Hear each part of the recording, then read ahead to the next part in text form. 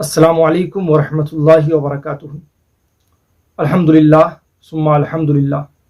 رمضان المبارک کا مبارک مہینہ جلوگر ہونے والا ہے اور ہم بہت جلد عظمتوں اور رفعتوں اور برکتوں والے اس ماہ میں داخل ہونے والے ہیں۔ اللہ تعالیٰ کا بے پناہ کرم اور بے پناہ احسان ہے کہ اس نے ایک مرتبہ پھر ہمیں یہ مبارک ساعت عطا فرمائی اور ہمیں ان ایام سے بالکل قریب کر دیا۔ انشاءاللہ تعالی ہماری زندگی میں ایک بار پھر یہ ماہ مبارک اپنی عظمتوں اور رفعتوں کے ساتھ جلوگر ہونے والا ہے۔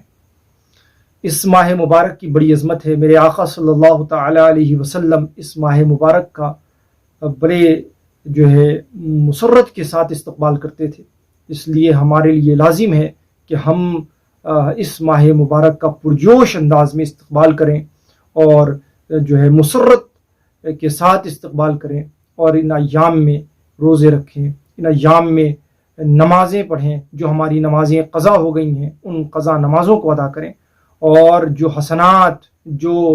حسنات ہم سے ہو سکتے ہیں ہم ان ایام میں ان حسنات کو کرنے کی مکمل کوشش کریں۔ یقین جانیں یہ بڑا بافیض مہینہ ہے، جس کے حدیث پاک میں فرمایا گیا ہے کہ اس کا پہلا عشرہ رحمتوں والا ہے، دوسرا عشرہ مغفرت کا ہے، اور تیسرا عشرہ جہنم سے آزادی کا ہے۔ تو یہ عظیم مہینہ ہمارے درمیان جلوگر ہو رہا ہے، ہم اس سے فائدہ اٹھائیں، اس کے برکات سے، اس کے حسنات سے فائدہ اٹھائیں، اور جب ایک مہینے کی ریہرسل اور مشق کے بعد جب یہ مہینہ ختم ہو اور ہم شوال کے مہینے میں آئیں تو ہمیں یہ محسوس ہونا چاہیے، ہمارا دل اس بات کی گواہی دے، ہم اس طریقے سے رمضان کے مہینے کو برتیں اور اس طریقے سے اس ماہ مبارک میں اللہ کی رضا کے لیے عبادات کریں اور نیکیاں کریں، اور اس طریقے سے اللہ کی بارگاہ میں روئیں، گڑگڑائیں اور توبہ کریں اپنے پچھلے گناہوں سے، کہ جب ہم اس مہینے کے بعد شوال کے مہینے میں قدم رکھیں تو پھر ہمارا دل یہ فیصلہ کرے اور ہمارا دل یہ ہمیں اس بات کا احساس دلائے کہ ہمارے اندر ایک چینجنگ آئی ہے، ہمارے حالات بدلے ہیں، ہمارے گناہوں سے جو ہم نے پہلے کر لیے ہم نے ان گناہوں کو چھوڑ دیا ہے، اور اب ہم اللہ کے راستے میں نکل پڑے ہیں اور صراط مستقیم پر چلنے کی بالکل ٹھان لی ہے، اور سنت مصطفیٰ صلی اللہ تعالی علیہ وسلم پر عمل کرنے کا ایک جذبہ ہمارے اندر